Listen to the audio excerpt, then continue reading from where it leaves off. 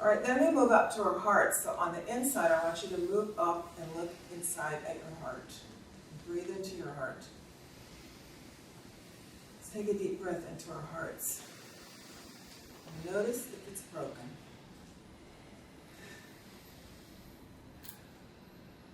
Notice if your heart is broken. And how long it's been broken. Everybody's heart's been broken. You know, this is a wonderful thing to remember when you're out meeting women, men, anybody. This person I'm meeting also has a broken heart. And everybody's acting cool like their heart hasn't been broken. Feel your own right now. Let yourself feel your broken heart. This is to be human. Now maybe there's some work to be done to get over the last broken heart, because sometimes there's some processes we need to do to move that along. Maybe you have scar tissue. Maybe there's someone you haven't wanted to let go of yet. But everyone you're meeting is in some place of degree of healing around their heart, because they too, being human, experience heartbreak.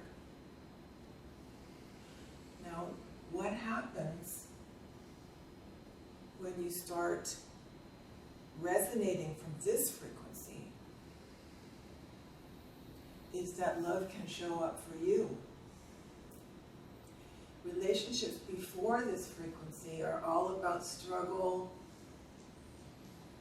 not getting enough sex, fighting all the time. What did she mean by that? How come we're fighting? I wish we weren't. I wish we loved each other. What's going on here? Why is this relationship ending? I don't want it to end. When you start resonating from the frequency of the heart chakra, that heart chakra resonates back for you. At this frequency, you can start to find your perfect match. Feel inside the healing that probably needs to happen for you at the level of the heart. That's okay. It's a journey. It's all a journey. But I want you to hear the cosmic code of relationships, not just the conventional, limited understanding. Ways that you can develop your heart. And you know, you're being told as men that you're not loving, that it's really weak, that it's really, I don't know, all kinds of things that it makes it difficult for men to express their love in a big, open, loving way. Well, personally, it helped me to have a lot of personal heroes like Martin Luther King,